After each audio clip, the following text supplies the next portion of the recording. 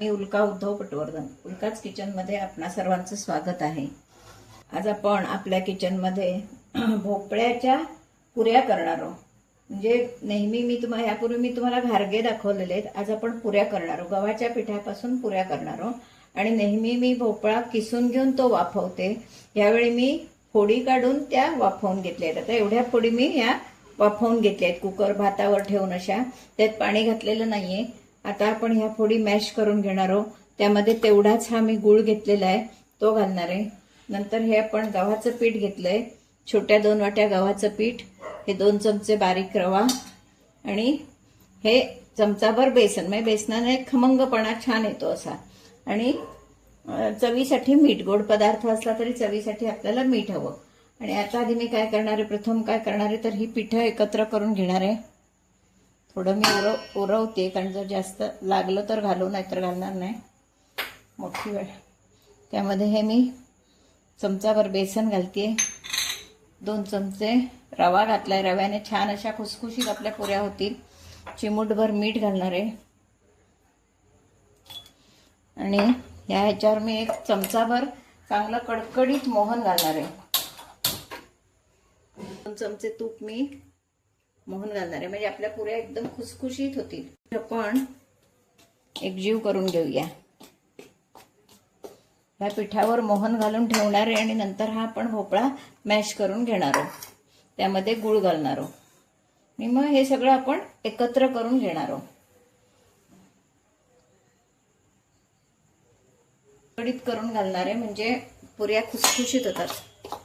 आता तापलेलं आहे. आपण हे पिठावर घालून घेणार आहोत.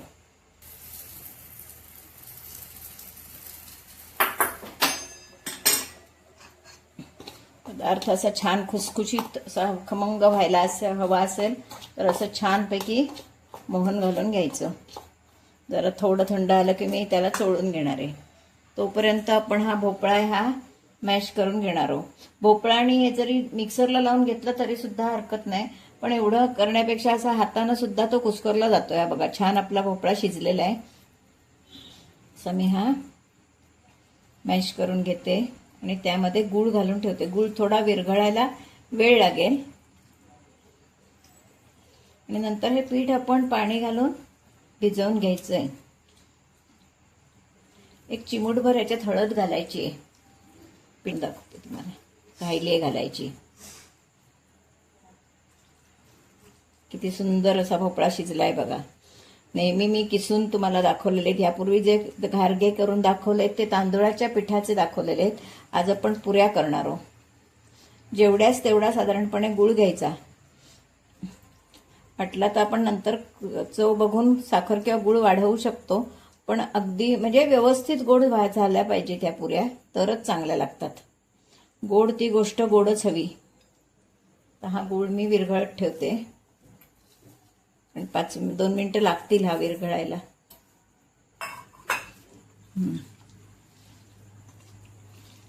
विरघळून दे हा. तोपर्यंत मी या पिठाला सगळं व्यवस्थित पीठ चोळून घेते. तेल लावलंय ते. मी याच्यात हळद घालते. मी हे सगळं मोहन जे घातलंय ते व्यवस्थित आपण पिठाला लावून घेणार आहोत. सगळीकडे सारखं लागलं जातं.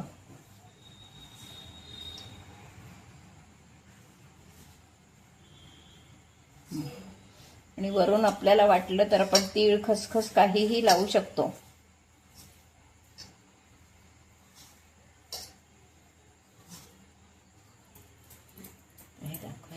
बऱ्यापैकी आपला गूळ विरघळलेला आहे. बारीकसा खडा असला तर आपण पीठ मुरायला ठेवू, त्याच्यात ते विरघळेल. तर हे मी मिश्रण याच्यात घालते. छान हे मळून घेणार आहोत.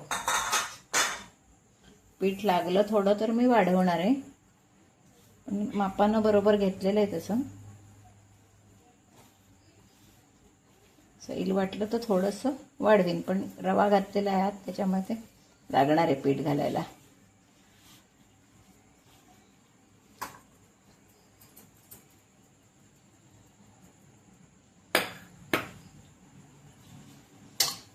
रवा आहे त्याच्यामुळे ते फुगेल पीठ. हे मी छान गोळा करून घेते.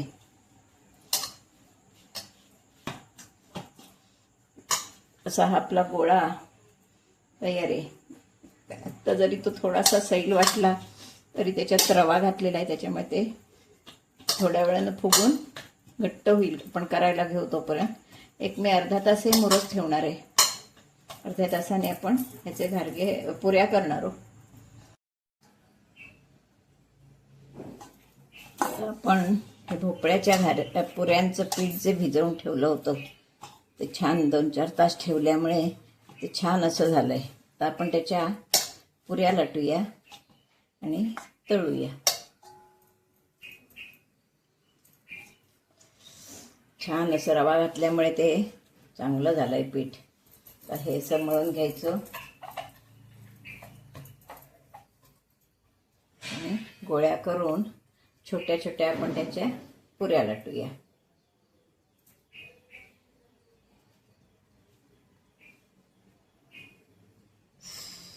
नाही, फार लहानही करायचे नाही. आपल्याला जेवढ्या हव्या असतील तशा करायच्या. शक्यतो याला पीठ लावायचं नाही. अगदीच वाटलं तर तेल लावायचं.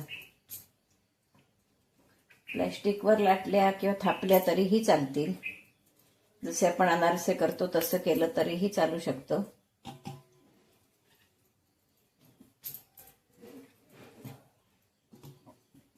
लाटून दाखवते. घेतलंय.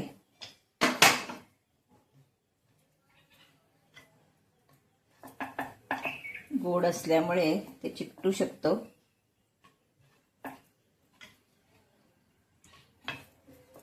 एका आकाराच्या हव्या असतील तर कशानं तरी कट करायच्या, झाकण वगैरे घेऊन, किंवा अशा सरळ करायच्या. फार पातळ नाही, फार जाड नाही. याच्यावर आपण तीळ वगैरे लावू शकतो. दाखवते तुम्हाला. तीळ, खसखस काय आपल्याला हवं तर लावू शकतो. घेतल्या तरी सुद्धा हरकत नाही, किंवा एक एक करून टाकलं केलं तरीही चालेल. आपल्याला जसं जमेल तसं करायचं. ह्या आपण पुऱ्या करतोय आणि तांदळाचं पीठ घालून करतो ते घारगे.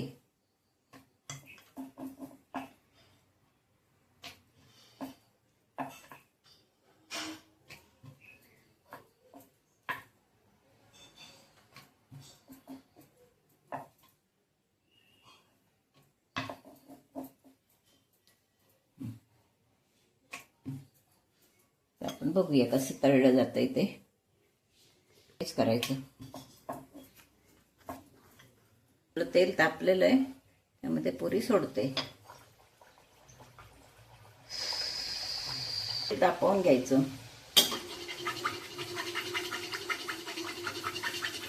हे बघा, आपोआप फुगलेली आहे, काहीही न करता.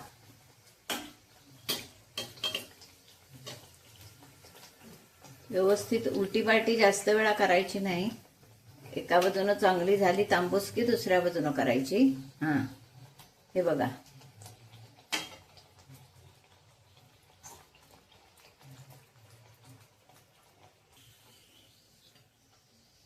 फार पलटायची नाही त्यांना, म्हणजे त्या तेलकट होतात. मग तर आपण दुसरी सोडली आहे.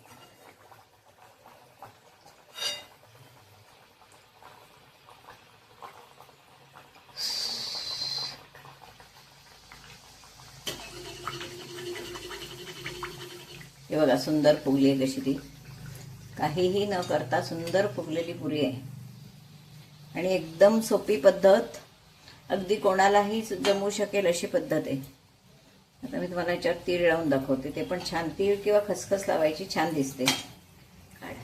तेल नाही आलं. तेलकट झालेल्या नाहीत पुऱ्या. या बघा, छान. म्हणजे खाली तुम्हाला तेल गळलेलं दिसतंय का बघा. मग दाखवते. थोडं बुडवून घ्यायचं तेळात आणि आपण लाटायची पुरी. जसं आपण अनारशांना खसखस लावतो तशीच याला पण लावू शकतो. खसखस किंवा तीळ, काहीही आपल्याला आवडते. काळे तीळ म्हणजे किंवा कलौंजी वगैरे लावलं तरी सुद्धा छान वाटेल. काळे तीळ लावले तरी सुद्धा सुंदर दिसतील. हे बघा, वर डिझाईन कसं आलंय ते. आपण सोडूया. एकदम गॅस मोठा पण ठेवायचा नाही, एकदम गॅस छोटा पण ठेवायचा नाही.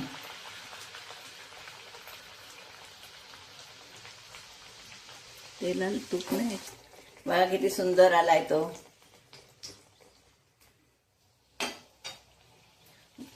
त्यामुळे ते पटकन लाल होतात. गॅस बारीक ठेवला.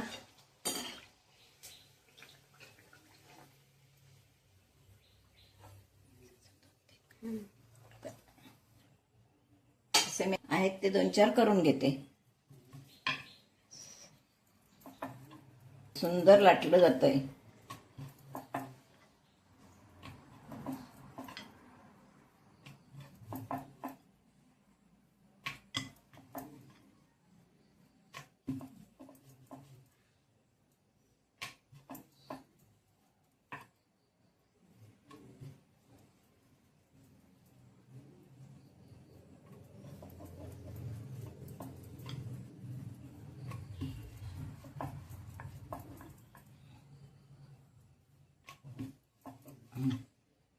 आपण ही सोडूया.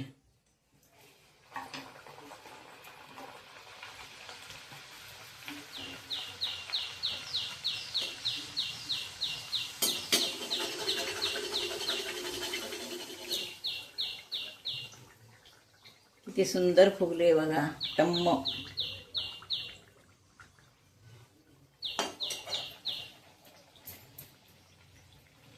पुऱ्या करत नाही. काही ठिकाणी त्याला पुऱ्या म्हणतात, पण पुऱ्या म्हणजे या गव्हाच्या पिठाच्या पुऱ्या. आणि ते घारगे. हे भोपळ्याचे केलेले आहेत. मुळात भोपळा लाल, त्याच्यात गूळ, त्याच्यामुळे रंग असा येतो. पण तेल अजिबात आलेलं नाहीये. हे बघा, आपण चाळणीवर ठेवलंय. मी तुम्हाला चाळण उतरून हवं तरी दाखवते. अशा आपल्या या भोपळ्याच्या खमंग पुऱ्या, नेहमी आपण करतो ते भोपळ्याचे घारके करतो. आज आपण भोपळ्याच्या पुऱ्या केल्या आहेत. गव्हाच्या पिठापासून ह्या केलेल्या आहेत.